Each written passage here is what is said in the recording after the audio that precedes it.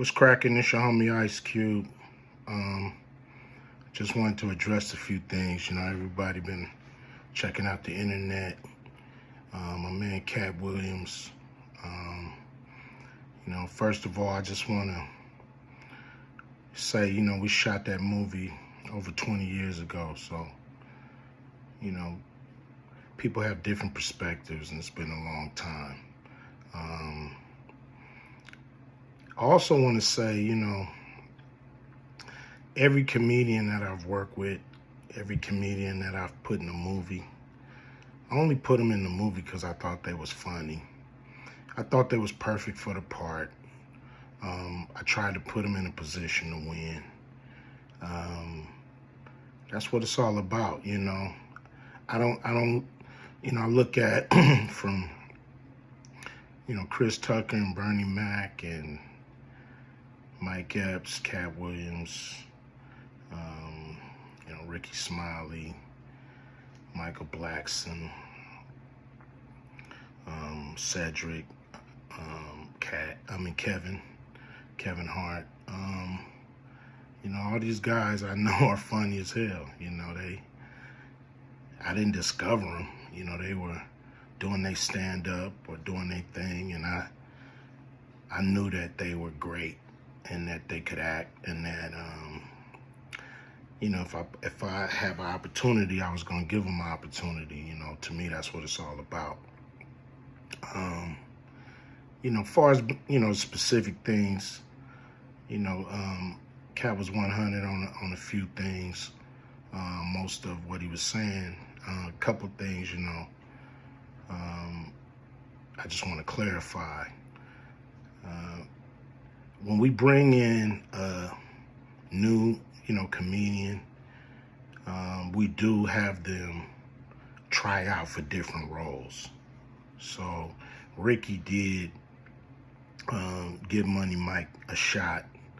But when we saw him and, you know, we kind of saw how he moved and how he was, you know, auditioning, we decided that he would be a better, you know, Santa Claus, which was, to me, the perfect casting.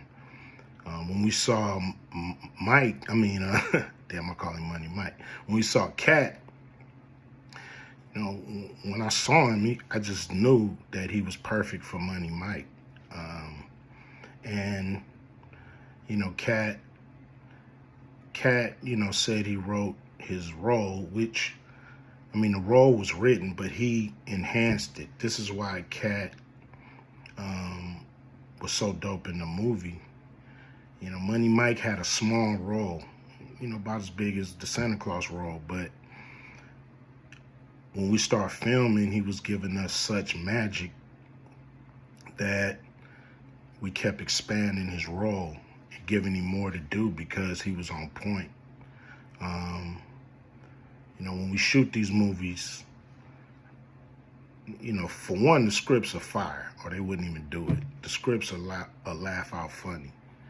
But we shoot the script, but once we get what we need from the script, we let the comedians ad-lib, riff, you know, play with the words, do their thing. You know, we give them a take where they can, or 2, 3 takes where they can go off and do what they feel.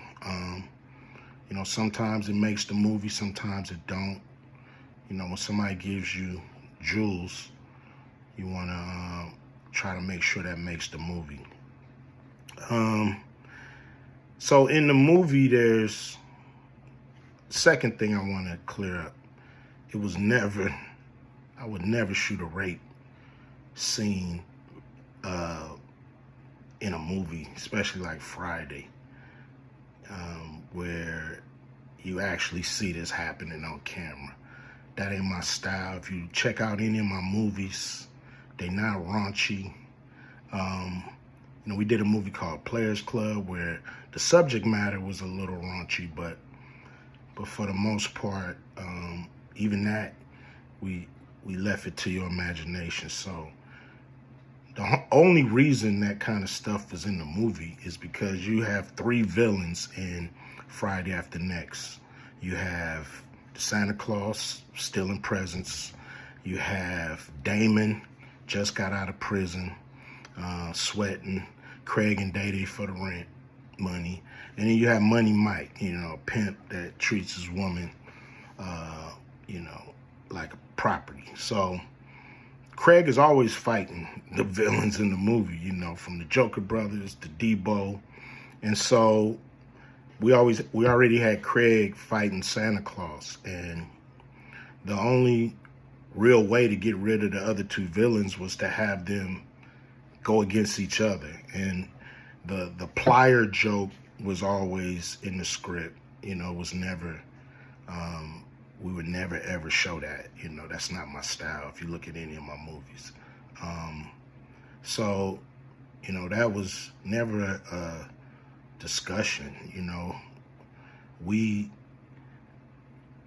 you know, at that point in everybody's career, you know, we would listen to a certain extent, but we wasn't gonna change the movie for any actor, you know. We do what we feel, and if it was a rape scene, it would have been in the movie. It was no reason not to shoot it. But that's not my style. I don't even like that kind of shit in movies, on camera. And so, you know, that was, to me, a little discrepancy there.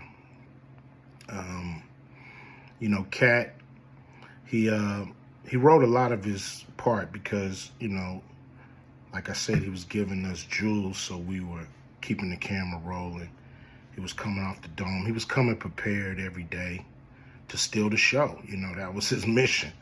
And, you know, that's what he did, you know, with the movie.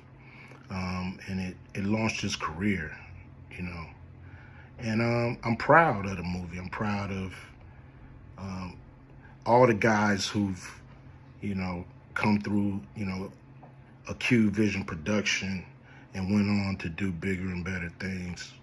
And look, you know, a lot of people are talking about pay and how much they was paid on these movies that were extremely low budget. You know, most of these guys work a couple of days, you know. And when you're doing a movie, there's over 100 people working on the movie that need to get paid. Most of them got to get paid every day. And there's pre-production and post-production. Even after you finish with the actors, you got to pay editors and sound people. And my movies are all about quality, so most of the money go up on the screen. I'm not giving you no bullshit. I'm not giving you no low budget, you know, shit you can laugh at because it's so cheap.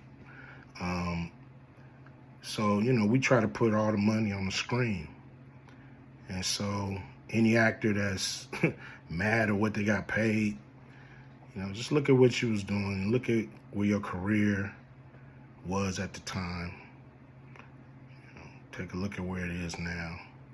And Friday has something to do with that, I believe. And I put a lot of people in movies, but they ain't never put me in a movie. So you could take that for what it's worth, you know what I'm saying? I've given a lot of these guys opportunities.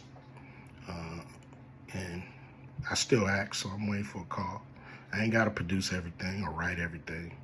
I got love for all the comedians that I've worked with.